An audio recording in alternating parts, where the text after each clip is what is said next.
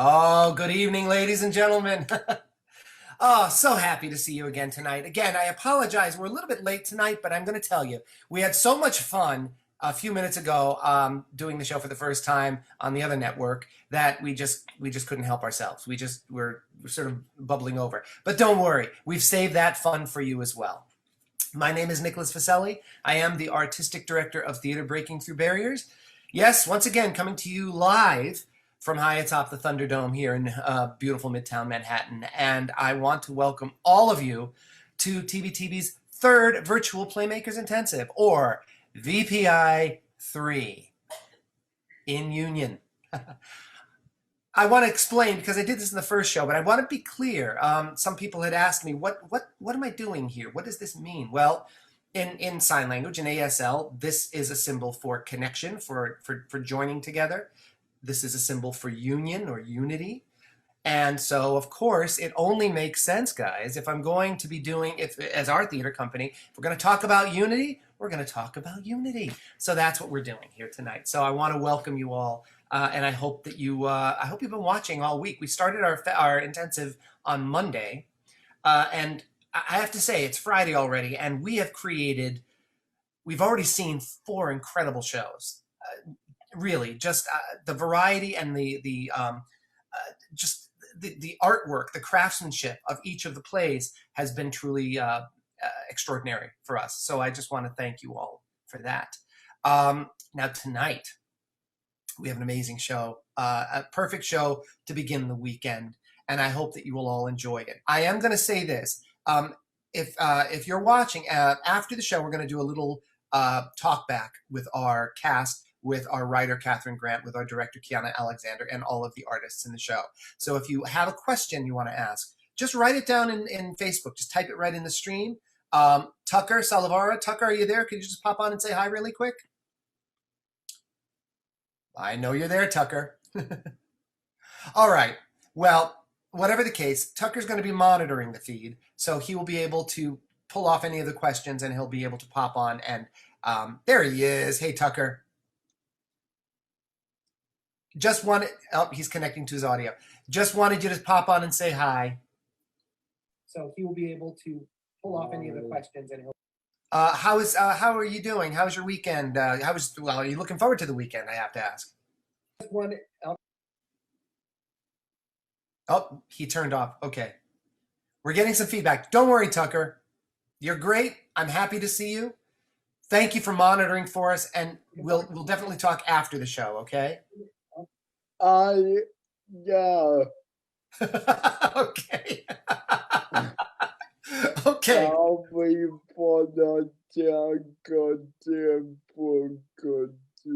That's the joy of live streaming. There's always little technical glitches, and you know what? We just roll with them. That's the best part of it. At least everyone knows it's coming to them live, and that's a cool thing.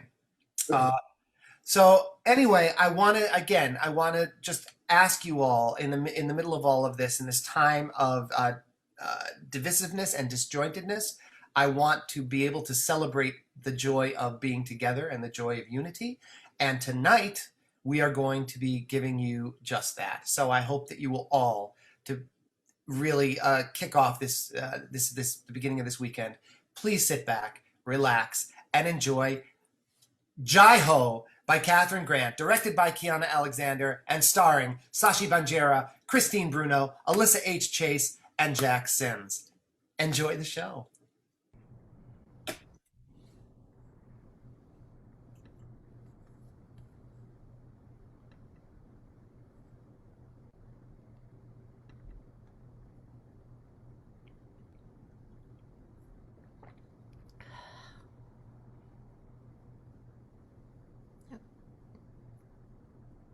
Franny, turn on your mic. I can't hear you. Can't hear you. Oh, hey.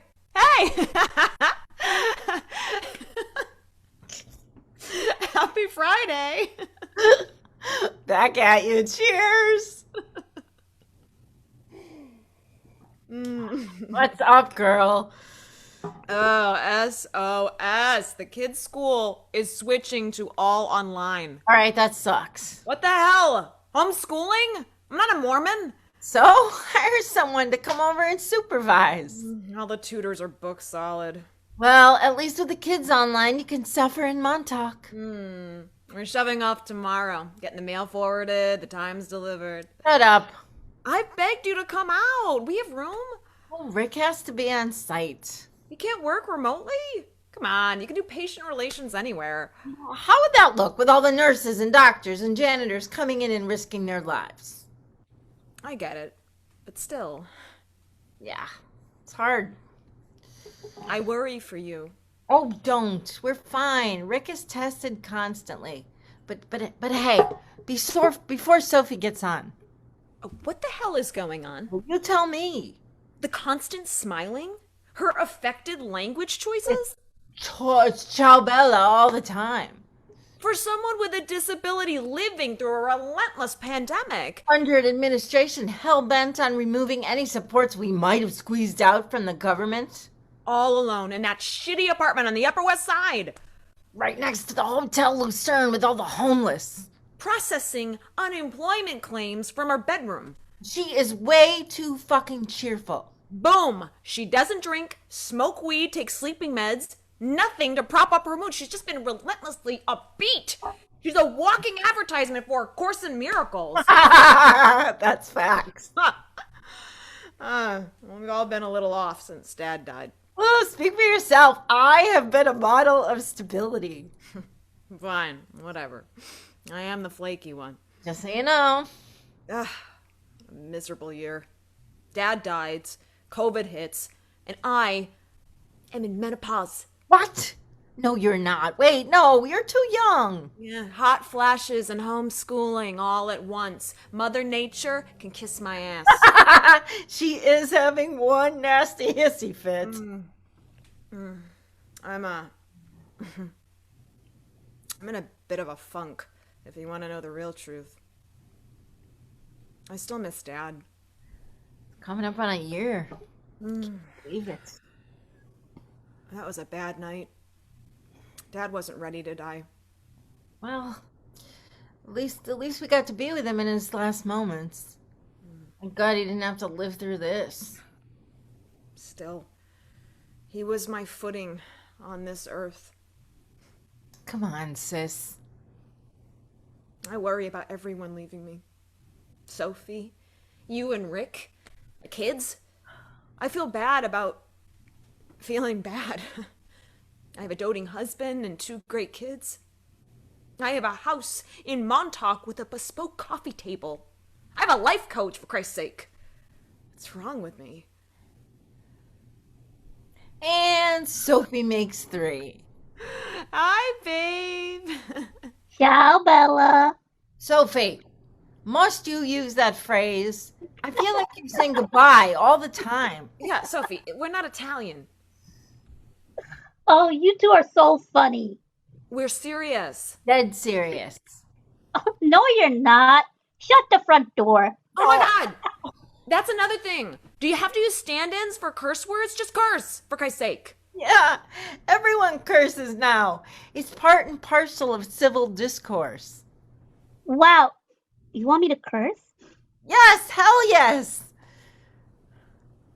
Franny, what's wrong? You're all poofy. Are the kids okay, Brian? Everyone's fine. I'm fine. Just allergies. Okay. Where's your cocktail? I'm not drinking. I told you. Well, yeah, but I didn't know it was permanent. Are you in AA? No, I just don't want to drink. What happened to our party girl? I'm still a party animal. Let's put on some music and dance. Goes.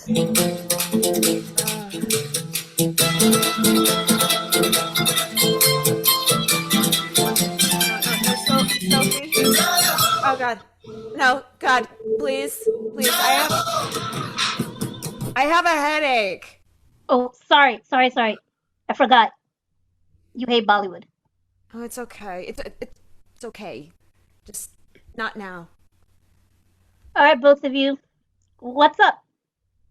Nothing really, just life. Come on. Sophie, you spent all day processing unemployment claims. Thousands of people out of work, losing their businesses, losing their homes. How can you take it? I love what I do. It's thrilling. At this moment in history, I couldn't be more certain in my purpose. When I greenlight a claim, I stop, I bow my head, and wish the claimant success, happiness, well-being. Claim it, I say! Out loud? Of course, claim it! You have claimed your check, may now claim your victory. J-ho! Take these funds as an expression of our faith in your inherent good. You do that with every friggin' claim. That's just a little strange. Oh, stop. Wait, you've always hated your work. What is going on with you? Sophie, dear, we don't mean to intrude. Oh, I don't like the sound of this. Your roommate moved out. Your aide disappeared. We have begged you to stay with us. Why don't you come with us to Montauk? You're working remotely. There's no need for you to hole up. You're isolated in that apartment. I get out. I go to the park every day. That's another thing. When you go to the park, you have to go past all those homeless people living at the Hotel Lucerne. You know, I feel bad saying this, but most of those people have mental problems. They could be dangerous. They probably don't use masks. Who knows what diseases they're carrying? Well, that's one thing you don't have to worry about. The homeless people aren't there anymore. Oh, thank God. Yep. The good people in my neighborhood decided they don't want those individuals in their neck of the woods, and they let City Hall know. Can you blame them? People need to feel safe. Well, at least one worry has been lifted from my shoulders. Good. I don't want you to worry. But I sometimes I wonder that shelters are closed for now. Where are these people going to go? Me too. I wonder, where are they? Mama, mama, ma. Tip of the tongue, teeth and lips. Tip of the tongue, teeth and lips. What's that? Up to the heavens of sublimity. What are your neighbors, an actor? Down to the depths of despair. You gotta love the Upper West Side. So many characters. Yeah, it's great. He thrusts his fists against the post and still insists he sees a ghost. Listen to that. Not an ounce of sibilance. Clearly a stage actor. Have we seen him in anything? Red leather, yellow leather, red leather, yellow leather. He sounds like the guy who narrates all those Ken Burns documentaries. Does he live next door to you? Oh, no. He doesn't live next door. Well, he sounds awfully close. That's because he's in the apartment in the other bedroom. What? You have a roommate, you little sneak. Why didn't you tell us? It's complicated. I've been meaning to tell you about Marvin. Oh, did you meet someone special? Come on, you can tell us. No, it's not a romance. Oh, for a muse of fire that would ascend the brightest heaven of invention. What a shame. Marvin sounds dreamy. It's not like that. Look, I want you to stay calm, okay? Oh my God, what is going on? What are you freaking me out now? Here we go. I'm going to rip the Band-Aid. All right, I'm bracing myself. Me too. Oh, my mouth is dry like a desert. As you know, I am not someone that takes a lot of risks. I have a safe government job. I lived with Dad till I was 32. I never try unfamiliar foods. Oh, okay, this is not ripping the Band-Aid. Marvin is an exile from Hotel Lucerne. Oh, thank God. Thought they had the corona. Holy shit, you're living with a homeless man? I am coming over right now with hand sanitizer, bleach, and full-on PPE. Pack up your things. I'll come with you. I'll pick you up in the Tesla. Oh, fuck, I hope it's charged. Mask up. Okay, kids, you are on your own till Dad comes back from the club. Hunter, when I get back with Aunt Sophie, I will test you on the Boer War. And Becky, it's the new math. I knew it. Why did I tell you? Well, because you might have a small part of you that wants to go on living. Hey, I'll meet you at the curb. Sit down. If you show up at this apartment, I won't let you in. Oh, no. I told Dad that I would be looking out for you, and I don't want to take any chances. I said sit down. You have treated me like a child all my life, and today it's going to end. I have known Marvin for months now. Every morning when I go to the park, he would help me cross the street. Always masked, always clean. So I got in a habit of bringing him coffee or an egg sandwich. You touched a homeless man? God, you're killing me. Would you let me finish? One day, I wanted to sit in the sunshine, and I invited him to sit with me. Socially distanced, of course. And he told me about his life. Google him. He's Marvin Liberson. He's not a star, but he's a serious actor. He did King Lear with James Earl Jones, Streetcar with Kazan, The Three Sisters with the unknown Meryl Streep. And then, well, things fell apart for him. Oh, why don't I let him tell you himself? I'll set him up for Zoom on my iPad in his bedroom. Hold on a minute. I'll be right back. Should we call the police? I don't know. We would have to prove she's insane and get a warrant to break. Yeah, it's simple. Just hit those two buttons when I say so.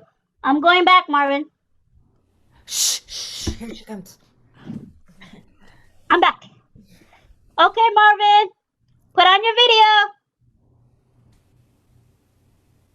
Ah, there you are. But I remember there were 3 sisters. Your father had 3 little girls. I used to visit you in Moscow. What? Forgive me. I'm quoting Chekhov, once an actor. Marvin, these are my sisters, Franny and Jeanette. Ciao, bellissime. It all becomes clear. Chow yourself, Marvin. Hello. Isn't it wonderful that we can be together in these little squares? Now, Sophie, you told me that your sisters were smart and devoted to you, but you did not tell me they were so beautiful. Charm alarm. Pardon me? Nothing. We were wondering, Marvin, if you might tell everyone of our arrangement came to be. Yes, we would like to hear. Well, it's a bit of a miracle, really. The Course in Miracles. Yes, I've taken it with Marianne. Of course you have. It changed my life. Yes, clearly. But you were saying? Oh, yes. Our miracle on the Upper West Side began with a terrible loss, as miracles often do. For years, I was an artist working in the theater, living happily with the love of my life, Richard, my first equity stage manager. He was a marvel. The actors loved him. Everybody loved him. And we cherished each other for 41 years. And then, finally, after years of pretending to be roommates to all but the closest of friends, we were finally able to wed and proclaim our love proudly in front of a county clerk. What a day. There may not be perfection in this life, but that day, I thought I had found it. And then, 3 months after we wed, Richard received his diagnosis. He was a heavy smoker. I tried to get him to quit.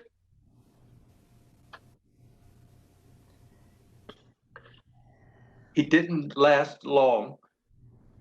Friends were very supportive at first, but people have lives and losses of their own to contend with. So, well, he didn't leave a will. And although we lived together for almost 42 years, it was only a legal union for a little over 6 months. So his brother got the apartment and all of the money that Richard had saved for our old age. I found a little studio in Chelsea and tried to put my life back together, but I lost hope, I guess. I began drinking and finally, well, you needn't hear all the gory details. Look, let's skip to the happy part. Yay! When Sophie offered to let me stay in her place after I was booted out of the Lucerne, I said no, for obvious reasons. Why would I want to endanger this wonderful young woman's life? But somebody told her about a program to place elders in roommate situations. They assigned me a social worker, got me tested for COVID, treatment for my depression. And then your sister gave me a home. We have our own little bubble, don't we, darling? Yes, yes. Marvin sees who I am, really sees me. He doesn't see my limitations. He sees my possibilities. There is something different about you, Sophie. You've never looked more radiant. True. Doesn't Marvin remind you of Dad? Oh, dearest lady, you honor me with that comparison. I can see that.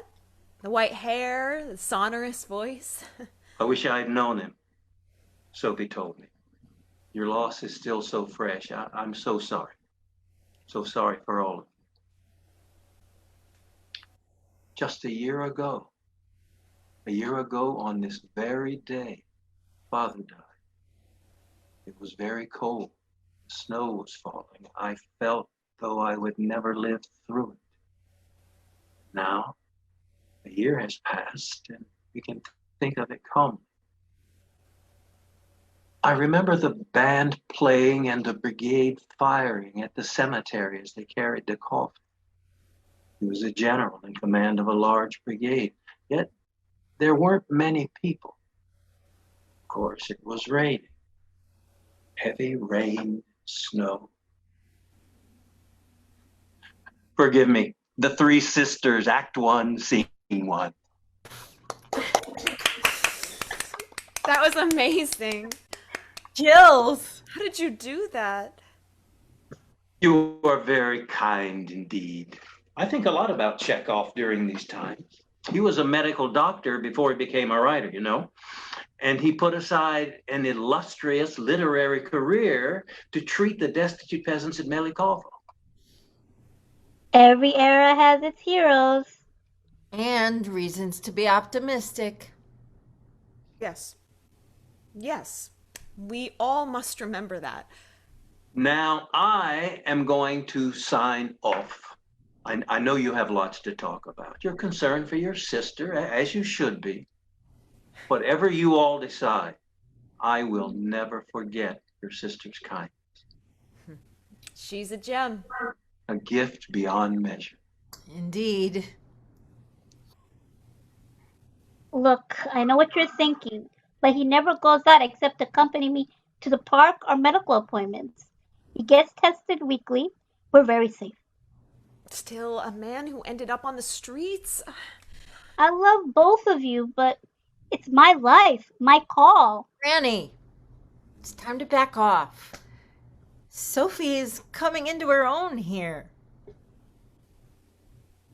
That's true. I have to let you make this decision, Sophie. I know it. You have made yourself a beautiful, independent life. And really, Marvin seems nice. You seem to have brought each other to life. We have. You are strong, Sophie. Yes, she is. But I'm scared. You're my baby sister, and if something happens, then... Granny, I'm sorry that you're suffering. But I don't want to add to it. But finally, as Abraham Lincoln said, at the end of the day, each person must bear the burden of their own sorrows. Not to be technical, but Abraham Lincoln would never say, at the end of the day. Actually, I'm not sure Abraham Lincoln said it at all. I think I'm paraphrasing it from movie Lincoln. How does one do that? How does one bear the burden of their own sorrow? We get behind the plow and keep moving. That's all I got. Oh, that's so grim. Life is more than pushing the plow. One would hope. Oh, it's definitely more than that. Most definitely. Come on, you know you want to.